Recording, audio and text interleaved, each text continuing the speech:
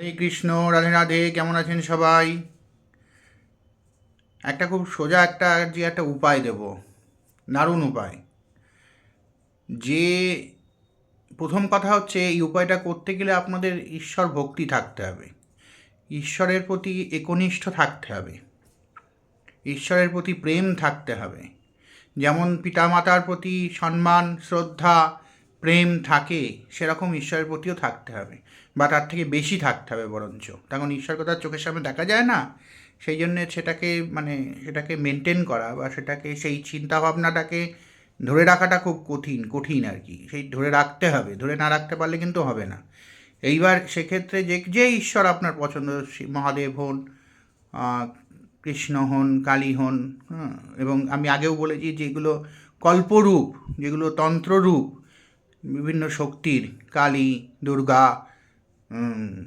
মহাদেব, হ্যাঁ, এগুলো নারায়ণ, এই সব রূপগুলো ক্ষেত্রে আরও কঠিন ব্যাপারটা। মানে এইসব রূপগুলোর ক্ষেত্রে যেন কোনোভাবেই মনের মধ্যে কোনো বঞ্চনা না আসে ঈশ্বরের প্রতি। হ্যাঁ, যাই হোক, সেগুলো যদি সাধনা যদি করতে হয়, বা সেগুলোর প্রতি যদি একনিষ্ঠ থাকতে হয়, তাহলে মনকে আরও শক্ত করে বাঁধতে হবে।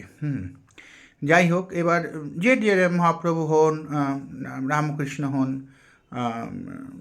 মা শারদা হন, যার যে ঠাকুর, যাকে যার ভালো লাগে, তার শুদ্ধ বসনে একদিন স্নান করে গিয়ে তার সামনে বসে ঘরের মধ্যে, বা তার উদ্দেশ্যে চিন্তা করে, ঠাকুর মূর্তি না থাকলেও তার উদ্দেশ্যে চিন্তা করে বলতে হবে যে, ঠাকুর, আমি আমার সমগ্র জীবন, আমি আমার সমগ্র কর্ম, আমি আমার ভালো এবং মন্দ সব কিছু তোমার চরণে সমর্পণ করলাম।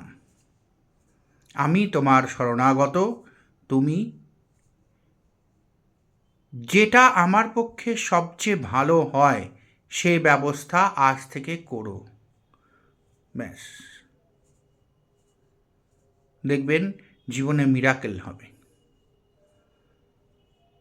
1 বছর পর বা 10 বছর পর হলেও জীবনে মিরাকেল হবে, এবং জীবনটা সত্যিই যে জীবনটা আপনি পাবেন, সেই জীবনটা আপনার জন্য বেস্ট জীবন হবে। এরম হতেই পারে আপনি হয়তো একটা গরিব জীবন পেলেন, দরিদ্র জীবন পেলেন, কিন্তু সেই দরিদ্র জীবনটাই আপনার কিন্তু শ্রেষ্ঠ প্রাপ্ত জীবন। আপনি নিজের পথে চললে ওর থেকে ভালো জীবন পেতেন না, ওর থেকে খারাপ জীবন পেতেন। একগাদা অর্থ থাকলেই যে খুব ভালো জীবন হবে তার কোনো মানে নেই, আবার একেবারে গরিব হলেও যে খুব খারাপ জীবন হবে তারও কোনো মানে নেই। ঠিক আছে, এটা মনে রাখতে হবে। যাক, ভালো থাকবেন। রাধে রাধে। জয় শ্রী চৈতন্য মহাপ্রভুর জয়, জয় শ্রীকৃষ্ণের জয়। সবার মঙ্গল করো।